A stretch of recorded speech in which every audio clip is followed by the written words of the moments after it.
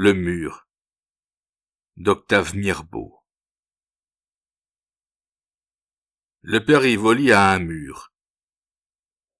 Ce mur longe une route. Et il est fort délabré. Les pluies et la pioche du cantonnier en ont miné la base. Les pierres des chaussées ne tiennent plus guère, et des brèches s'ouvrent. Il est pourtant joli avec son aspect de vieille ruine. Quelques iris en couronnent le faîte. Des linéaires, des capillaires, des joues-barbes poussent dans les fentes. Quelques pavots aussi se pavanent, frêles, entre les interstices des moellons. Mais le père Rivoli n'est pas sensible à la poésie de son mur, et après l'avoir longuement examiné, après avoir fait remuer les pierres branlantes, comme les dents de la mâchoire d'un pauvre homme, il se décide enfin à le réparer. Il n'a pas besoin du maçon car il a fait tous les métiers dans sa vie. Il sait battre le mortier comme il sait raboter une planche, forger un bout de fer, équarrir un chevron. Et puis le maçon ça coûte cher, et ça n'avance pas dans le travail. Le père Rivoli achète un peu de chaux, un peu de sable, réunit sur la route, au pied de son mur, quelques moellons trouvés dans son clos, et le voilà qui se met à travailler. Mais à peine un matin a-t-il lancé une demi-truellée de mortier pour boucher le premier trou et caler la première pierre, que tout à coup, derrière lui, il s'entend héler d'une voix sévère. « Eh bien, père Rivoli, qu'est-ce que vous faites là ?» C'est l'agent Voyer en tournée matinale. Il porte sur son dos une carnassière bondée d'instruments de géométrie, et sous son bras, deux nivelettes peintes en blanc et en rouge. « Ah ah !» dit-il de nouveau, après s'être campé sur la berge, en statut terrible du règlement administratif. « Ah ah, à votre âge ! On se met encore en contravention. Voyons, qu'est-ce que vous faites là ?» Le père Rivoli s'est détourné, et il dit « Eh ben, je répare mon mur. Vous voyez qu'il fout le camp de partout. »« Je le vois, » répond l'agent Voyer. « Mais avez-vous une autorisation ?» Le père Rivoli s'effare et se lève, en maintenant de ses deux mains ses reins raidis. « Une autorisation que vous dites ? Mon mur est-il à moi ? J'ai-il besoin d'une autorisation pour faire de mon mur ce qui me plaît ? Le ficher par terre ou le redresser, si c'est mon idée. Ne faites pas le malin, vieux sacripant. Vous savez de quoi il retourne. » Enfin, s'obstine le père Rivoli, c'est-il à moi ce mur, oui ou non ? Ce mur est à vous, mais il est sur la route. Et vous n'avez pas le droit de réparer un mur, qui est à vous et qui est sur une route. Mais vous voyez bien qu'il ne tient plus debout, et que si je ne le répare pas, il va tomber comme un homme mort. C'est possible. Ça ne me regarde pas. Je vous dresse procès-verbal. Primo, pour avoir réparé votre mur sans autorisation. Secondo, pour avoir également, sans autorisation, déposé des matériaux sur une voie publique. Vous en avez pour une pièce de 50 écus d'amende. Hé hé, mon père Rivoli, ça vous apprendra à faire l'ignorant. Le père Rivoli ouvre toute grande sa bouche, édentée et noire comme un four. Mais sa stupéfaction est telle qu'il ne peut articuler une seule parole. Ses yeux virent dans leurs orbites ainsi que de minuscules toupies. Au bout d'une minute, il gémit, en empoignant sa casquette, d'un geste de découragement profond. 50 écus, si c'est possible, Jésus-Dieu. L'agent envoyé continue. Et ce n'est pas tout. Vous allez réparer votre mur. Non, non, je ne le réparerai pas. Il ne vaut pas 50 écus. Il arrivera ce qui voudra. Vous allez réparer votre mur, poursuit le fonctionnaire d'un ton impératif, parce qu'il menace ruine, et qu'il endommagerait la route en tombant. Et retenez bien ceci, si votre mur tombait, je vous dresserais un nouveau procès-verbal, et vous en auriez cette fois pour 100 écus d'amende.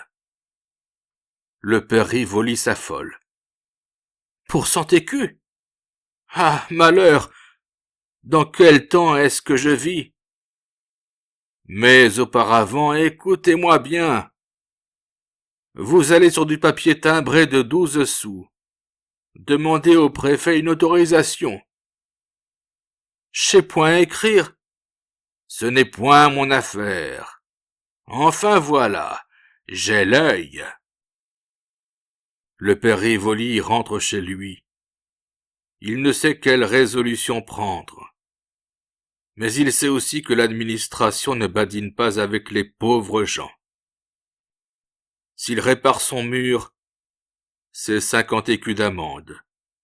S'il ne le répare pas, c'est 100 écus. On l'oblige à réparer son mur et on le lui défend en même temps. Dans tous les cas, il est en faute et il doit payer. Ses idées s'embrouillent. Il a mal à la tête. Et sentant dans toute leur étendue son impuissance et sa détresse, il soupire. Et le député l'autre jour m'a dit que je suis souverain, que rien ne se fait que par moi, et que je fais ce que je veux. Il va demander son avis à un voisin qui connaît la loi, étant conseiller municipal. C'est comme ça, père Rivoli, lui dit celui-ci d'un air d'importance. Il faut en passer par là. Et comme vous ne savez point écrire, je veux bien vous obliger de ce petit service. Je vais vous rédiger votre demande. La demande est partie. 2 mois se passent. Le préfet ne répond pas. Les préfets ne répondent jamais. Ils font des vers. Ils flirtent avec les femmes de receveurs d'enregistrement. Ou bien ils sont à Paris où ils passent leur soirée à l'Olympia, aux ambassadeurs. Chaque semaine, l'agent envoyé s'arrête devant la maison du père Rivoli. Eh bien, cette autorisation. Rien encore. Il faut envoyer une lettre de rappel. Les lettres de rappel vont rejoindre, dans la tombe des bureaux, parmi d'inviolables poussières, la demande écrite sur papier timbré. Tous les jours, le père Rivoli guette le facteur sur la route. Jamais le facteur ne s'arrête à sa porte. Et les brèches du mur s'agrandissent. Les pierres s'en détachent et roulent sur la berge. Le mortier s'effrite, se soulève de plus en plus, car il est venu pendant ce temps une forte gelée, et les plaies gagnent, rongent, de leur lèpre, ce mauvais mur à demi écroulé. Une nuit de grand vent, il s'est écroulé tout à fait. Le père Rivoli a constaté le désastre, le matin, dès l'aurore. Dans sa chute, le mur a entraîné les espaliers du clos, qui donnaient de si beaux fruits à l'automne. Et rien ne défend plus la demeure du pauvre homme. Les voleurs et les vagabonds peuvent à toute minute entrer, poursuivre les poules, voler les œufs. Et l'agent voyait est venu, terrible. Ah, vous voyez bien ce que je vous disais. Il est tombé, parbleu. Allons, je vais vous dresser procès-verbal. Le père Rivoli pleure. C'est-il de ma faute? C'est-il de ma faute? Puisque vous m'avez empêché de le réparer. Allons, allons. Après tout, ce n'est pas une grosse affaire. Avec les 50 écus de la première amende, ça ne vous fera que 150 écus et les frais. Vous pouvez bien payer ça. Mais le père Rivoli ne peut pas payer ça. Toute sa fortune est dans son clos, et dans ses 2 bras qui font vivre son clos de leur continuelle fatigue. Le bonhomme devient sombre. Il ne sort plus de sa maison où toute la journée il reste assis, devant l'âtre sans feu, la tête dans ses mains. L'huissier est venu 2 fois. Il a saisi la maison, il a saisi le clos. Dans 8 jours, on va vendre tout cela. Alors un soir, le père Rivoli quitte sa chaise et l'âtre sans feu, redescend au cellier, silencieux, sans lumière. À tâtons parmi les pipes de cidre vides, et les outils de travail, et les paniers, il cherche une grosse corde, qui lui sert à rouler ses fûts de boisson. Et puis, il remonte dans son clos. Au milieu du clos est un grand noyer, qui étend ses branches noueuses et solides au-dessus de l'herbe, parmi le ciel que nacrent les premiers rayons de lune. Il attache la corde à une des branches hautes, car il a grimpé dans l'arbre au moyen d'une échelle, et il est monté de fourche en fourche.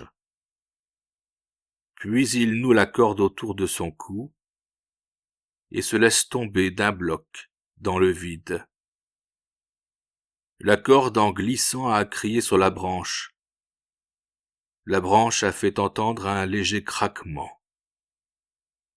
Le lendemain, le facteur apporte l'autorisation du préfet. Il voit le pendu qui se balance, au bout de la corde, dans le clos, parmi les branches de l'arbre, où 2 oiseaux s'égosillent.